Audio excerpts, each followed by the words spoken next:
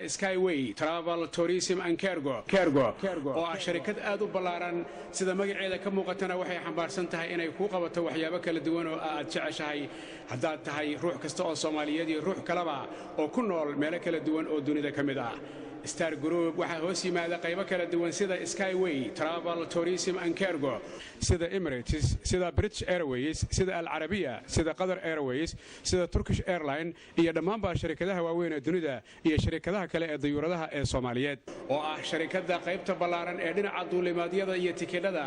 dhinaca dalxiiska iyo waliba dhinaca raridda alaabooyinka kala duwan oo la geynayo qaaradaha kala duwan ee adduunka waqtigii loogu talagalay halkaasi alaabtu ay tagayso Skyway waxay ku diyaarinaysaa safaradaada meel kastoo aad jeceshahay haddaad soo booqato iyo haddii aad kula soo xiriirto online-kaba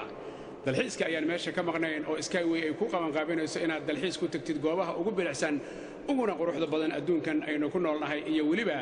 adigoo goobtaada iska jooga oo ay Star Group iyo waliba Skyway ay ku leeyihiin alaabtaada si kastoo u tiro badan tahay waxaanu geynaynaa goobtii aad jecleed aad dalbatay iyo waqtigii ku habboona iyadoo wax dhibi aanay jirin Skyway Travel Tourism and Cargo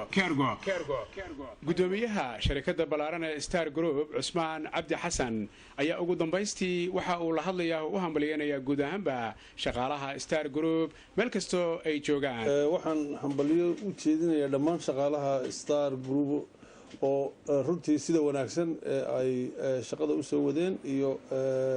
halka ay gaarsiiyeen waxaan leeyahay sanad wanaagsan iyo inaad dadaalkiina halka ka sii wadaan aad baan u mahadsantihiin Star Group